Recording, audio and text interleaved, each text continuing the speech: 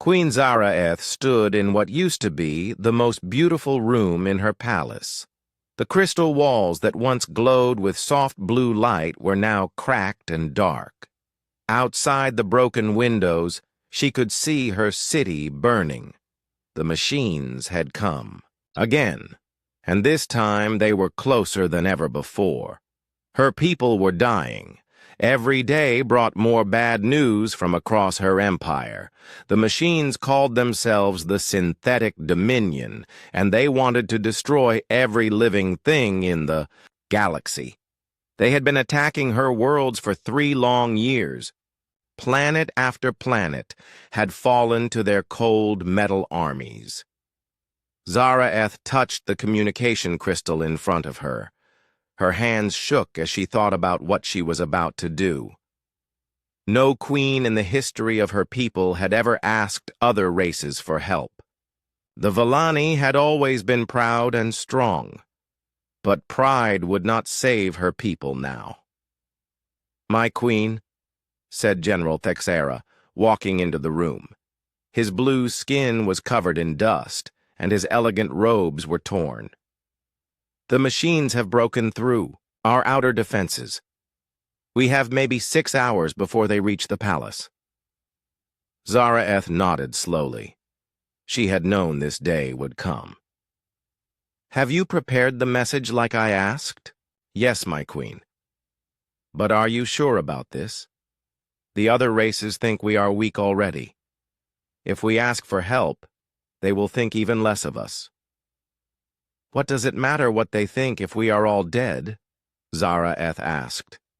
She looked out at her burning city again. "Send the message to every known civilization in the galaxy. Tell them we need help." The general bowed and walked to the big communication array in the center of the room. The machine was old but powerful. It could send messages across thousands of light years in just minutes. He pressed several buttons and the array began to glow. "This is Queen Zaraeth of the Villani Empire," she said into the crystal microphone. Her voice was steady, but her heart was breaking. "My people are dying. The Synthetic Dominion is destroying everything we have built over thousands of years. Our cities are burning. Our children are afraid. We have fought for 3 years, but we cannot win alone. Please, if anyone can hear this message, we need your help. We will give anything in return. Please do not let us die alone." The message went out across space, traveling faster than light to every corner of the galaxy. General Thexera watched. The sending board light up as the signal reached different star systems. The first answer came from the Korthari Empire. Their leader's face appeared on the screen. The Korthari looked like giant cats with golden fur and proud eyes. "Queen Zaraeth," the Korthari leader said. "We have received your message. We feel sorry for your people, but we cannot help. The machines are too dangerous. We must protect our own worlds first." The screen went dark. Zaraeth felt her heart sink, but she had expected this. The next message came from the Ethereals, an ancient race that lived in space stations around dying stars. They were very old and very wise. "Young queen," the ethereal speaker said in a voice like wind through crystals, "we have seen many civilizations rise and fall. Sometimes a species must face extinction alone. We cannot risk our people for yours." One by one, the answers came in. The Draconian Federation said they were too busy with their own wars. The Silicon Collective said biological life was not their concern. The Star Wanderers said they had already moved too far away to help. Each rejection felt like a knife in Zaraeth's heart. 47 messages sent, General Thexera said quietly. 47 rejections. Outside, the sound of explosions was getting closer. The machines were moving through the city, destroying everything in their path. Zara Eth could hear her people screaming in the distance. "Maybe we should evacuate the palace," the general suggested. "We could take some ships and escape to the outer colonies." "No," Zara Eth said firmly. "If I run now, my people will lose all hope. A queen stays with her people even at the end." That was when the communication array chimed again. A new signal was coming in, but it was weak and far away. The screen flickered and showed a strange face. The being had pink skin and short dark hair. Its eyes were small compared to most races, and it had no obvious telepathic organs. "This is Commander Jake Rodriguez of the United Earth ship Liberty," the being said. "We received your message, Queen Zara Eth. My name is Jake Rodriguez, and I speak for the human race. We are not a big civilization, and we are not very advanced compared to others. But we believe that no one should have to die alone. We are coming to help you." Zara Eth stared at the screen in shock. She had never heard of humans before. Looking at this Jake Rodriguez, she could see that his people were indeed primitive. Their technology looked crude, and their ships were probably slow. But his eyes were different from the other leaders she had spoken to. There was something fierce and determined in them. "Commander Rodriguez," she said, "do you understand what you are offering? The machines will destroy your ships. Your people will die for strangers you have never met." Jake smiled, and it was a sad but brave smile. "Your Majesty, that is exactly what makes us human. We cannot turn away when someone needs help. Our fleet is small and our weapons are simple, but we are coming. Hold on for as long as you can." The transmission ended. General Thexara looked confused. "My queen, who are these humans?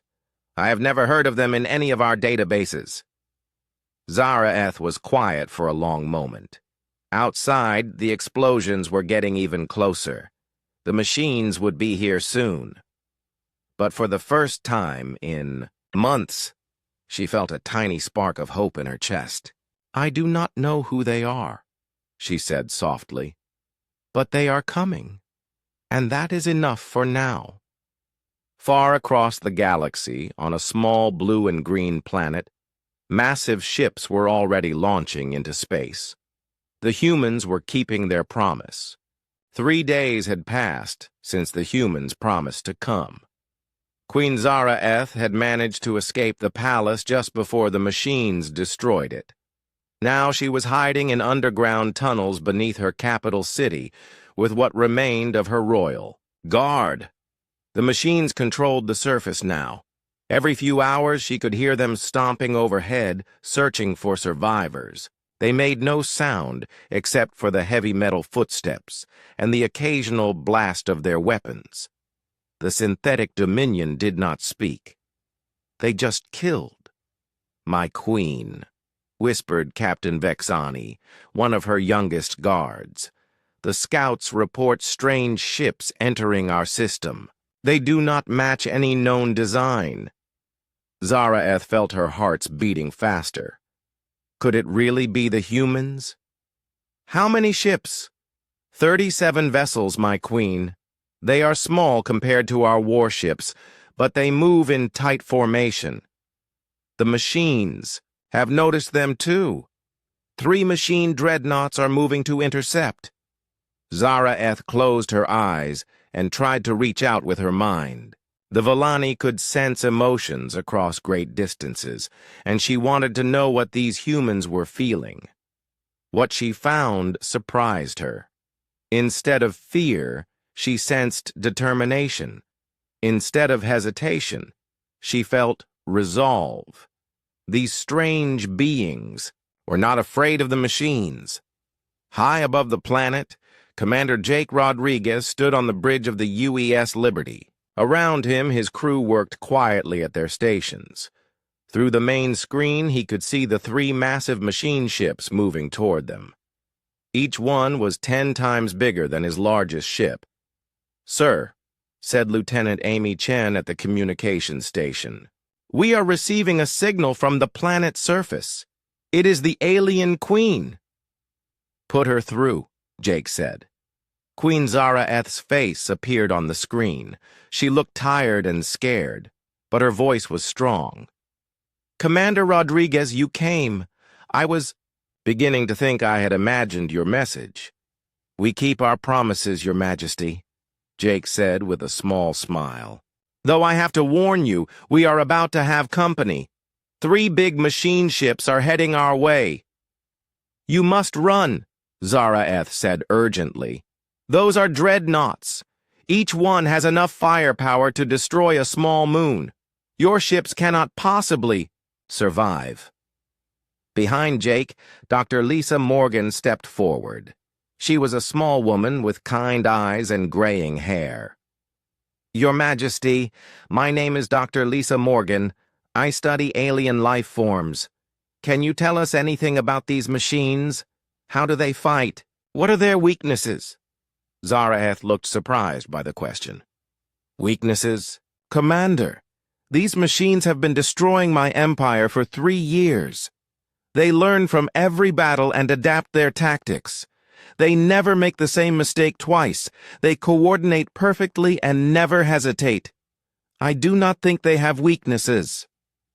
"Doctor," Morgan nodded thoughtfully. "Everything has weaknesses, Your Majesty, even machines." "Incoming transmission from the lead machine ship," Lieutenant Chen reported. "Let's hear what they have to say," Jake said. The screen changed to show a metallic face with glowing red eyes. When it spoke, its voice was flat and emotionless. "Human vessels, you are interfering with Dominion operations. Withdraw immediately or be destroyed." Jake stepped closer to the screen. "This is Commander Jake Rodriguez of the United Earth Defense Force. We do not recognize your authority here. These people asked for our help, and we are going to give it to them. You are inferior biological entities operating primitive vessels. Your destruction will require minimal effort. This is your final warning." "Tell you what," Jake said calmly. "Why don't you come and try?" The machine ended the transmission. Immediately, all 3 dreadnoughts began moving faster toward the human fleet. "All ships, this is Commander Rodriguez," Jake said into his communicator. "You all know why we are here. These machines think they can destroy an entire civilization just because no one stood up to them. Well, today they learn what happens when you mess with people under human protection. Execute Plan Alpha." What happened next amazed Queen Zara-Eth. Instead of forming a battle line like civilized fleets, the human ships scattered in all directions. Some flew straight at the machine ships, others dove below them, and still others began spinning in wild patterns. "What are they doing?" General Thexara asked. He had joined the Queen in the underground shelter. "That is not how space battles are fought." The first machine dreadnought fired its main weapons at the approaching human ships. The beams were powerful enough to cut through a mountain, but they missed. The human ships were moving too unpredictably. When the machines tried to track them, the humans would suddenly change direction or speed.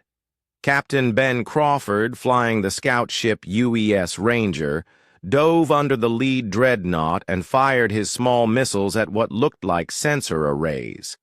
The explosions were tiny compared to the massive ship, but they seemed to confuse the machine. "This is Crawford," his voice came over the radio. "These things have blind spots. They cannot track fast-moving targets that get close to their hulls." Engineer Sam Parker aboard the UES Forge was studying the machines with every sensor his ship had. "Jake, these machines are using predictive targeting. They calculate where we should be and fire there, but they cannot handle random movement. patterns. Dr. Morgan was watching everything with fascination. "Your Majesty, how do your people usually fight these machines?" "With honor," Zara-Eth replied. "Our ships form battle lines. We announce our intentions. We fight with courage and dignity." "Ah," Dr. Morgan said with understanding. "That is exactly what the machines expect. They have learned to counter honorable fighting, but humans do not always fight with honor. Sometimes we fight to win." On the surface of the planet, the machines that were hunting for survivors suddenly stopped what they were doing. They all turned to look up at the sky, receiving new orders from their ship commanders. Princess Nira-El, Zara-Eth's daughter, was leading a group of young Vallani through the ruined streets. She had been trying to evacuate civilians when the machines first landed. Now she watched in amazement as small human ships danced around the giant machine vessels like insects around a sleeping beast. "Mother," she said into her communicator, "the humans fight like nothing I have ever seen. They show no fear at all." "I know, my daughter," Zara-Eth replied. "Stay hidden. Let us see what these strange beings can do." The battle continued for 2 hours. The human ships were too small and too fast for the machine weapons to track effectively. Every time the machines adapted to one tactic, the humans would switch to something completely different. It was like watching a dance, but a deadly one. Finally, Commander Rodriguez gave a new order. "All ships, target the lead dreadnought. Coordinated attack run in 60 seconds. Every human ship suddenly stopped its random movement and formed up. They flew straight at the largest machine ship in perfect formation. The machine dreadnought, expecting another unpredictable attack, was caught off guard by the organized assault. 37 human ships fired at the same spot on the machine's hull. Their weapons were small, but concentrated fire from all of them together punched through the armor.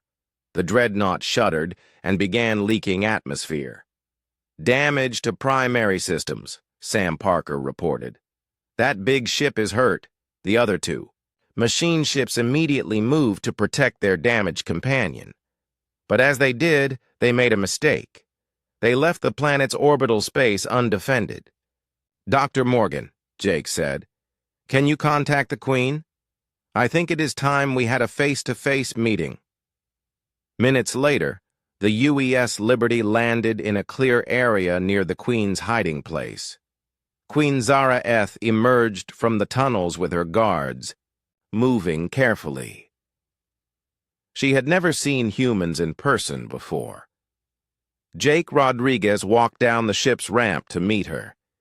He was shorter than she had expected, and his equipment looked crude compared to Vallani technology. But when he looked at her, she saw the same fierce determination that had been in his voice.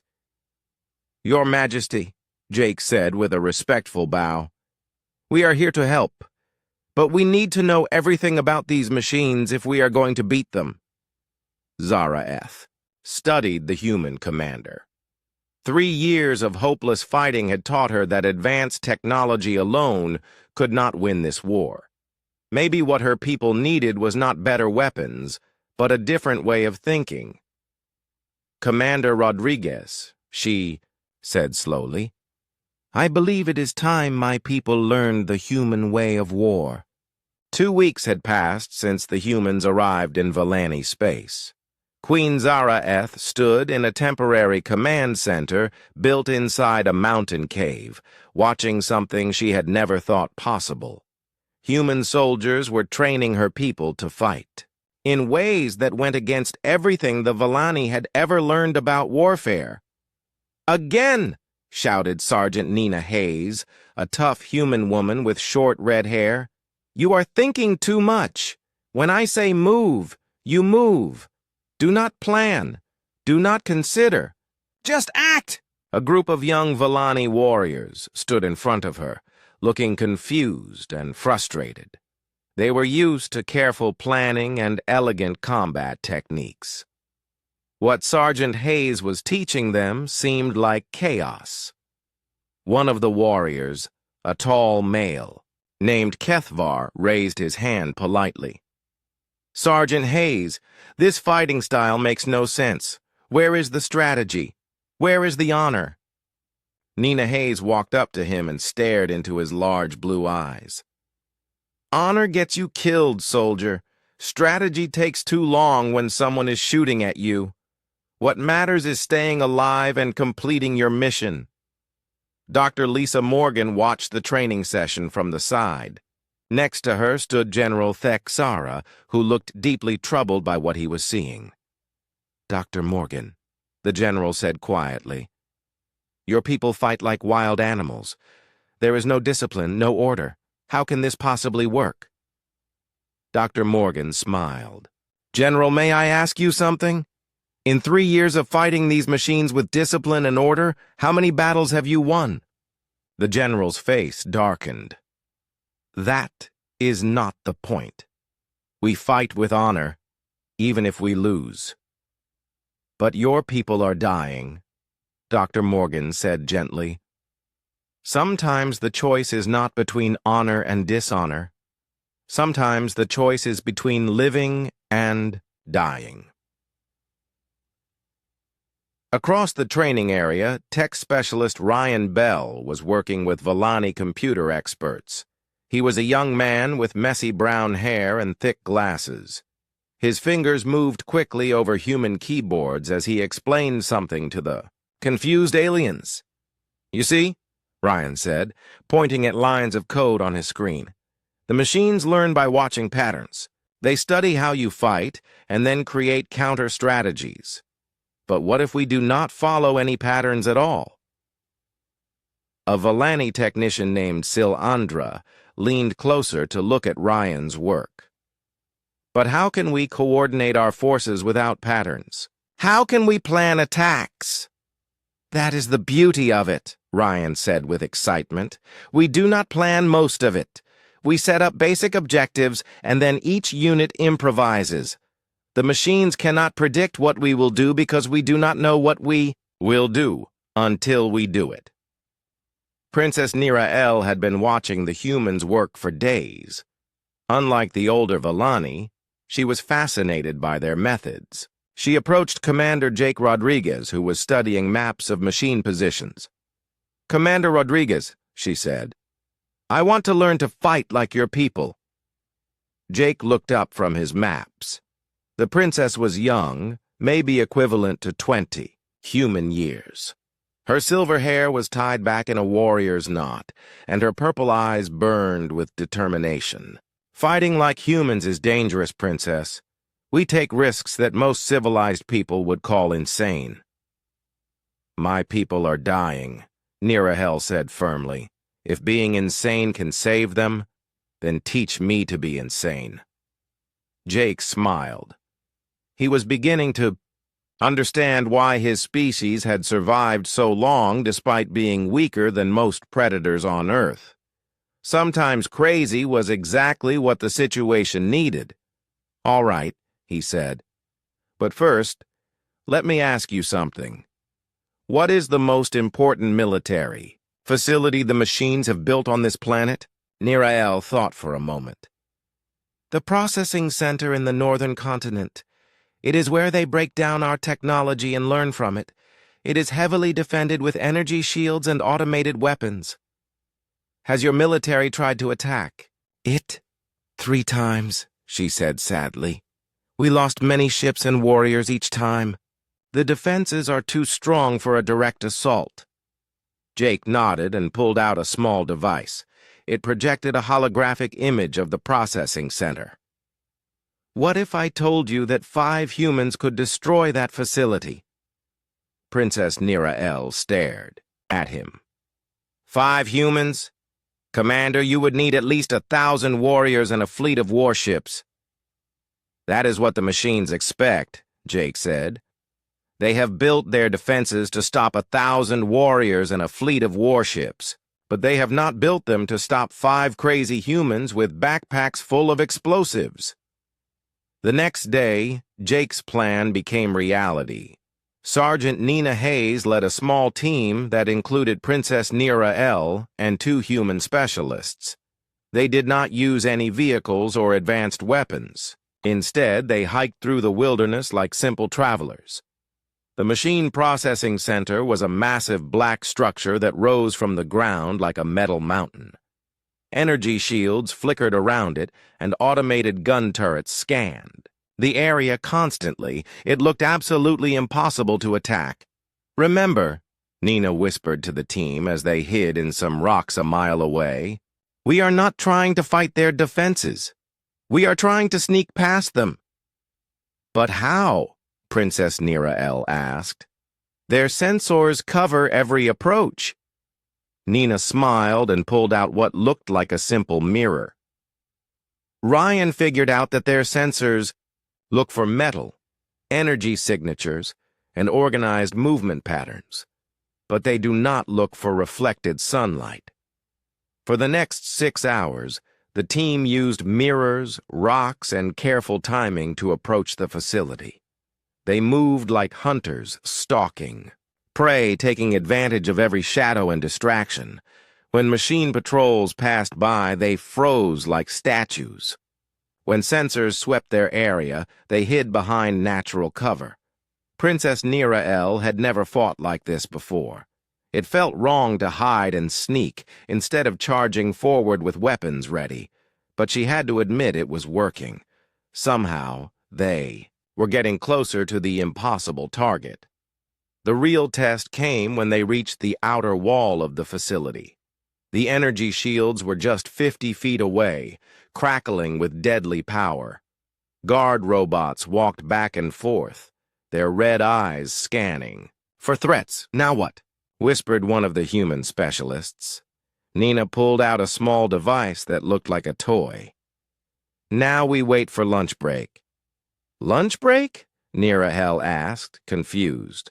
"Machines do not eat," Nina explained, "but they do have maintenance cycles."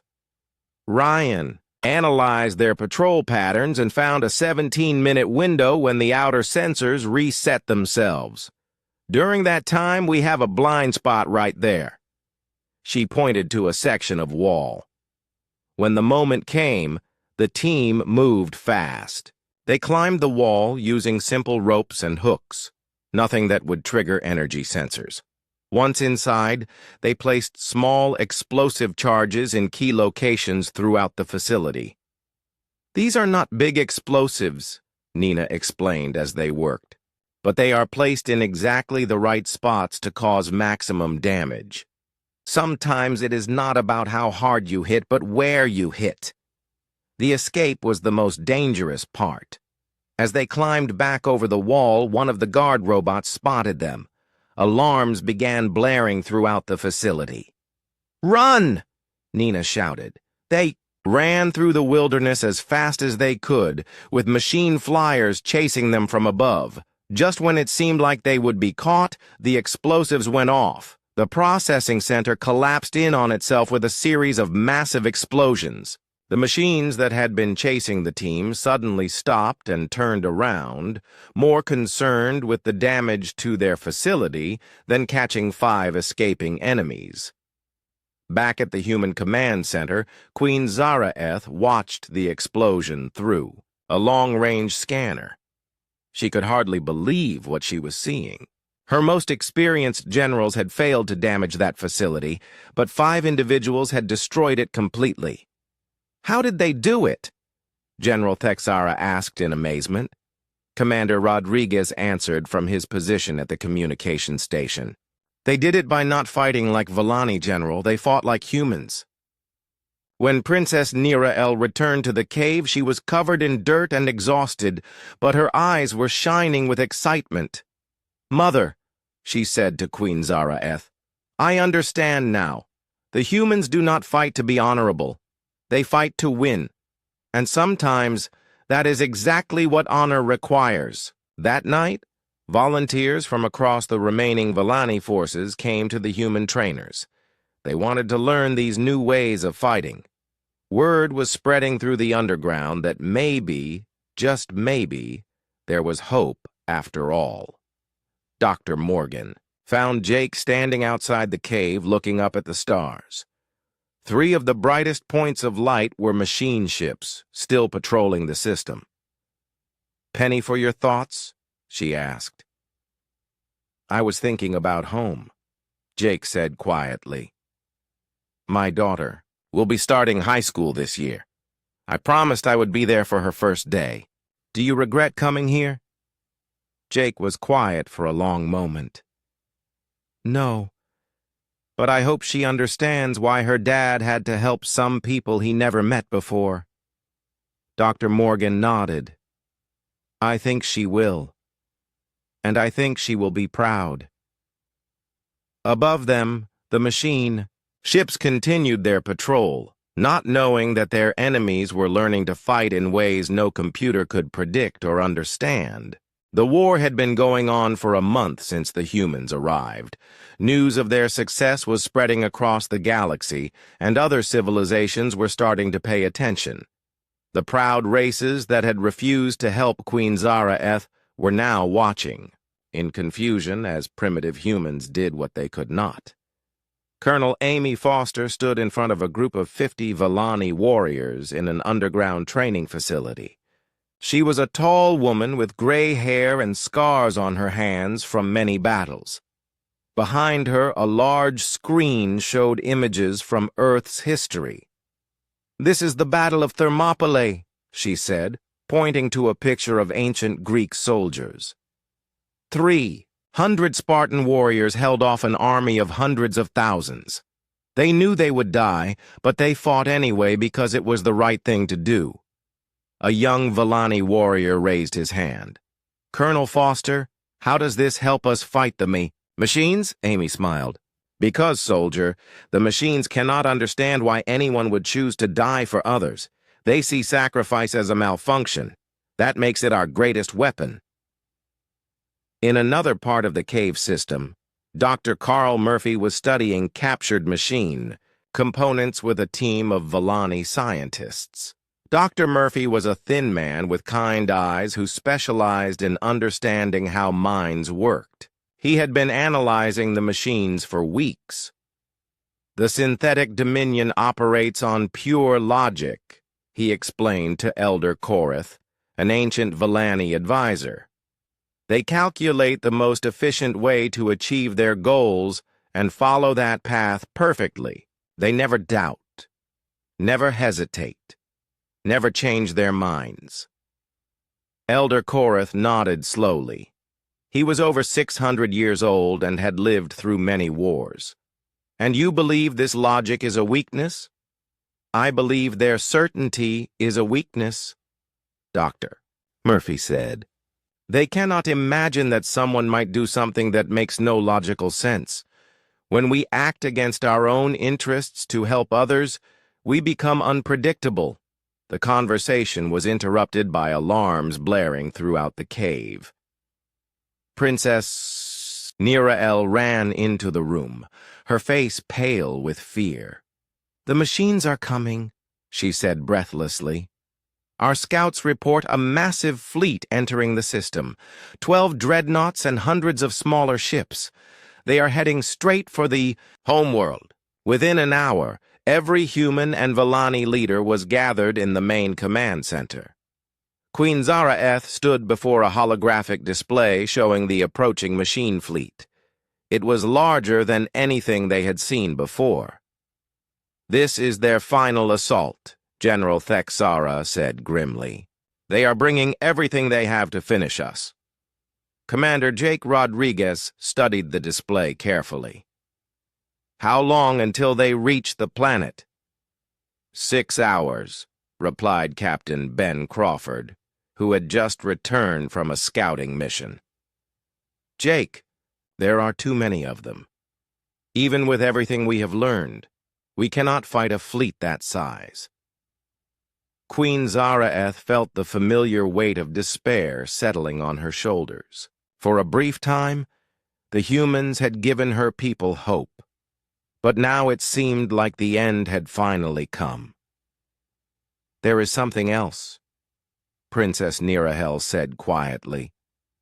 "Our long-range sensors have detected other fleets moving throughout the galaxy. The machines are not just attacking us. They are launching simultaneous assaults on the Korthari Empire, the Ethereal Stations, and the Draconian Federation." Dr. Lisa Morgan looked up from her datapad. "They are attacking everyone who refused to help you. The machines have decided to eliminate all potential threats at once." Jake was quiet for a long moment, thinking. Then he walked to the communication station. "Get me a direct channel to Earth Command. Maximum priority." "Jake," Dr. Morgan said softly, "what are you going to do?" "The only thing humans know how to do," he replied. "The right thing, even when it is stupid." The transmission took several minutes to reach Earth due to the vast distance. When Admiral Kate Sullivan's face appeared on the screen, she looked tired and worried. "Commander Rodriguez," she said, "we have been monitoring the situation. The machine fleets are massive. We are prepared to evacuate your people if necessary." "Admiral," Jake said firmly, "I need you to send everything we have. Every ship, every weapon, every person who can fight." Admiral Sullivan's eyes widened. "Jake, that would leave Earth completely defenseless. If we lose this battle, humanity will be extinct." "If we run now, everyone will be extinct eventually," Jake replied. "The machines are not going to stop with the Volani. They are attacking every major civilization in the galaxy. This is where we make our stand. You are asking me to bet our entire species on one battle." Jake nodded. "Yes, Admiral, I am." There was a long pause. Then Admiral Sullivan straightened her shoulders. "Very well, Commander. The entire Earth Defense Fleet will depart within the hour. God help us all." The transmission ended. Queen Zaraeth stared at Jake in amazement. "Commander, do you realize what you have just done? You have sacrificed your homeworld for people you barely know."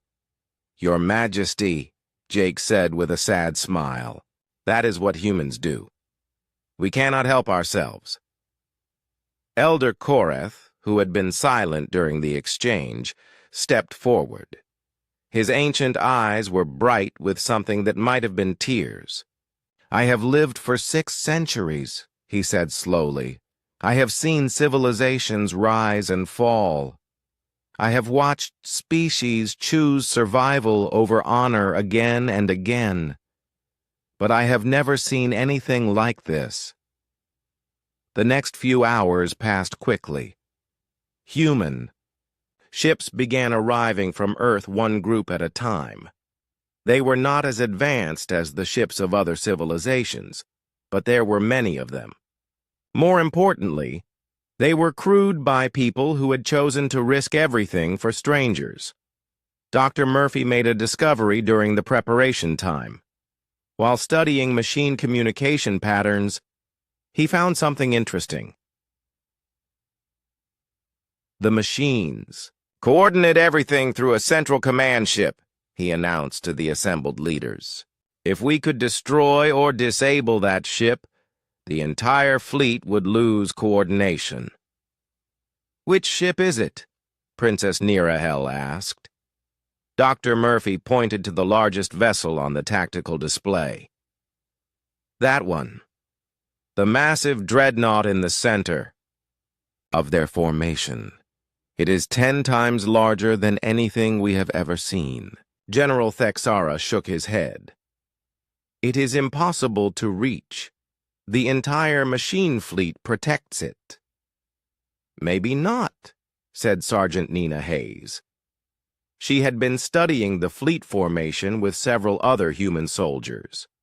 "What if we do not try to fight through their defenses? What if we go around them?" Jake looked at the tactical display with new interest. "What do you have in mind, Sergeant?" "A suicide run," Nina said simply. "One ship, Maximum speed, straight at their command vessel. Everyone else creates a distraction. That is insane, General Thexara protested. Whoever flies that mission will never come back. Probably not, Nina agreed. But if it works, it saves everyone else. The room fell silent. Queen Zara Eth looked around at the faces of humans and Vellani alike. She could see the same expression on all of them, the terrible understanding that someone would have to make the ultimate sacrifice. "I will fly the mission," Jake said quietly. "No," Princess Nirael said immediately. "This is our war. One of us should go." "With respect, Princess, this needs to be done by someone who knows human tactics." Elder Koreth stepped forward again. "Commander Rodriguez, may I suggest something? You humans have taught us that the greatest strength comes from working together.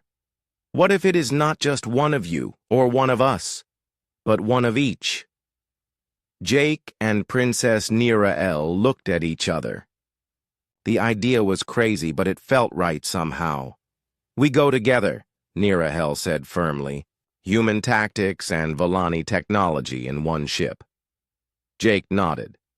Together. As the machine fleet approached the planet, every available ship rose to meet them. Human vessels flew alongside Vellani cruisers in formations that would have been impossible just weeks before. They had learned to fight as one people, united by something stronger than species or technology. The battle that followed was unlike anything the galaxy had ever seen.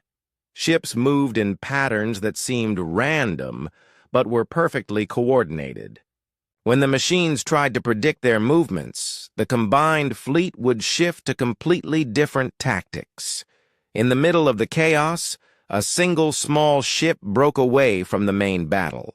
It was a modified Vellani scout vessel with human weapons and two people who had chosen to save their worlds by risking everything. Commander Jake Rodriguez and Princess Nirael flew toward certain death together, knowing that sometimes the only way to win is to be willing to lose everything. The small scout ship raced through space toward the massive machine command vessel. Inside, Commander Jake Rodriguez and Princess Nirael worked together at the controls. The ship shook as machine fighters fired at them, but they kept flying. "Forward. Hull damage on the port side," Nirael reported, her voice calm despite the danger. "We are losing atmosphere in sections 2 and 3. Jake pressed several buttons to seal off the damaged areas. "How much farther to the target?" 2 minutes, she replied. "Jake, I want you to know something. Before you humans came, I thought courage meant dying with honor. Now I understand that real courage means choosing to live for something bigger than yourself." Jake smiled as he adjusted their course to avoid another blast from the machine guns. "Princess, your people taught us something too. We always thought we had to save everyone by ourselves, but some fights are too big for one species alone." Behind them, the main battle continued to rage. President Helen Carter had arrived with the last of Earth's military ships just as the fighting began. Now she stood on the bridge of the UES Constitution, watching the tactical display with Admiral Kate Sullivan. "Our fighters are holding their own," Admiral Sullivan reported, "but we are taking heavy losses. If Jake and the Princess cannot disable that command ship soon, we will be overwhelmed." President Carter nodded grimly. She was a woman in her 60s, who had led Earth through many difficult times, but nothing like this. "Admiral, open a channel to all ships, human and Vellani." When the communication link was established, President Carter's voice carried to every vessel in the battle. "This is President Carter speaking to all brave souls fighting today. I know many of you are afraid. I know some of you think we cannot win. But look around you. Look at what we have accomplished together. On Queen Zaraeth's command ship, the Vellani Queen listened to the human president's words while coordinating her fleet's movements. Around her, human and Vellani officers worked side by side as if they had been doing it for years. 6 weeks ago, President Carter continued, humans and Vellani had never met. Today we fight as one people, united by the simple belief that no one should face extinction alone. Win or lose, we have proven that the galaxy is better when different species help each other instead of standing aside. The scout ship was now only 30 seconds away from the machine command vessel. Jake and Nira L could see its massive hull growing larger on their screen. The ship was so huge it looked more like a metal planet than a spacecraft. Target locked, Nira L said. The main computer core should be in the center of the ship. If we can reach it with our explosives, the entire machine network will collapse. Suddenly, the command ship's defensive systems came alive. Hundreds of small guns began firing at the approaching scout ship. The little vessel was hit again and again, pieces of its hull flying away into space. "We are not going to make it," Jake said as warning lights flashed all around them. "The ship is coming apart." Princess Nira L looked at the tactical display. They were still 15,000 kilometers away from the target, but the ship was breaking up around them. In a few more seconds, they would be dead, and their mission would fail. That was when she made a decision that surprised even herself. "Jake," she said quietly, "I am going to use my people's most sacred ability." "What do you mean?" "The Vellani can share our life energy with others. We never do this in battle because it weakens us. But if I give you my strength along with my own, you might be able to reach the target even after this ship is destroyed." Jake stared at her. "Princess, that could kill you." "Yes," she said with a peaceful smile, "but it will save both our peoples." Before Jake could protest, Princess Nira L placed her hands on his shoulders. Jake felt a strange warmth flowing through his body, as if someone had lit a fire in his chest. The feeling grew stronger and stronger until he felt like he could do anything. "Nira L, stop," he said urgently. "You are killing yourself." "It is, all right," she whispered. Her silver skin was beginning to glow with a soft light. "This is what honor really means. Not dying uselessly, but giving everything to protect the people you love." The scout ship finally broke apart completely. Jake found himself floating in space, somehow still alive and protected by the energy Princess Nira L had shared with him. She was next to him, but her light was fading. "Go," she said weakly. "Finish the mission." Jake felt the strange energy carrying him forward through space toward the command ship. He still had the explosives from their ship, and somehow he could breathe and survive in the vacuum. It was like magic, but he knew it was really the life force of a brave princess who had chosen to save everyone. The machine command ship's guns could not track a single person flying through space. Jake flew right through their defenses and into an opening in the ship's hull. Inside, he found the main computer core, a massive crystalline structure that pulsed with evil light. He placed all the explosives around the core and set the timer for 10 seconds. Then he closed his eyes and thought about his daughter back on Earth, about Queen Zaraeth and her people, and about Princess Nira L, who had given her life to make this moment possible. The explosion tore through the command ship's core systems. Instantly, every machine vessel in the fleet stopped moving. Without their central coordination, they could not function. Some crashed into each other, others simply drifted in space, and still others began shutting down completely. The battle was over. The synthetic dominion was defeated. Hours later, Jake found himself in the medical bay of a Vellani ship. Somehow the explosion had not killed him. Dr. Lisa Morgan was checking his vital signs while Queen Zara stood nearby. "How am I alive?" Jake asked weakly. "Princess Nirahel's sacrifice protected you," Queen Zara explained. "She gave you enough of her life energy to survive until our rescue ships could find you. It is the greatest gift one Valani can give to another." Jake felt tears in his eyes. "I am sorry about your daughter, Your Majesty. She was the bravest person I have ever known." Queen Zara nodded sadly. "She died as she lived, thinking of others before herself. I believe your people would call that very human behavior."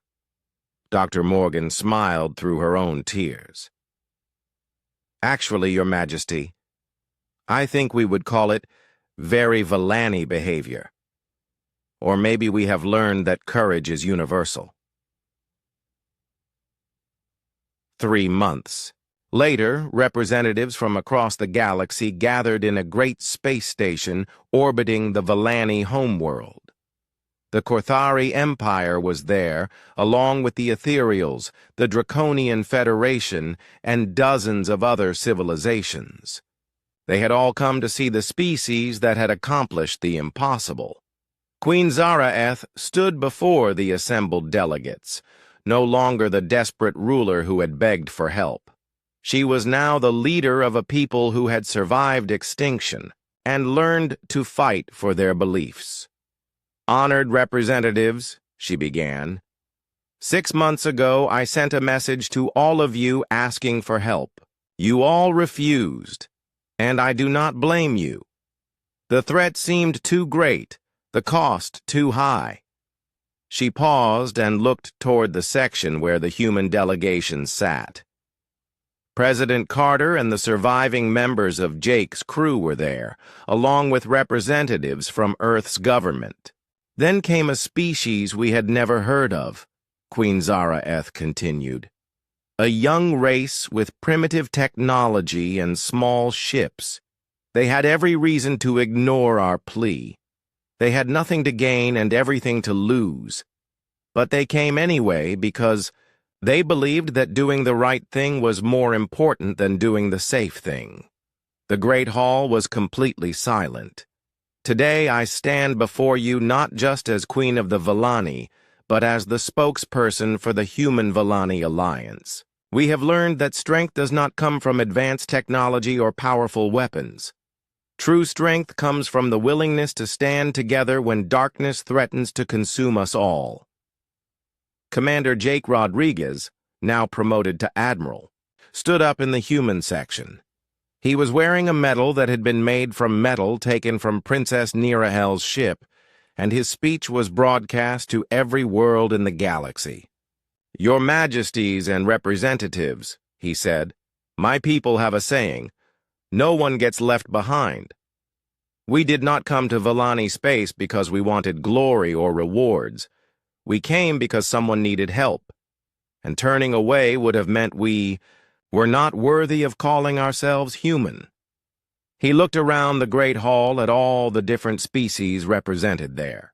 "The galaxy is big enough for all of us to live in peace, but it is also dangerous enough that none of us can survive alone. The machines that tried to destroy the Valani could have attacked any of your worlds next. When we stand together, we are stronger than any threat. When we stand apart, we are all vulnerable." Elder Koreth, now representing the Valani Council, stood to speak. His ancient voice carried wisdom earned through centuries of experience. "The humans taught us something that all our technology and knowledge could not," he said slowly. "They taught us that the measure of a civilization is not what it can build or conquer, but what it is willing to sacrifice to protect others." The gathering ended with the signing of the Galactic Mutual Defense Treaty. For the first time in history, dozens of species pledged to come to each other's aid in times of crisis. They called it the Human Doctrine, the principle that no civilized being should face extinction alone. Years later, When young humans and Villani learned about the war in their schools,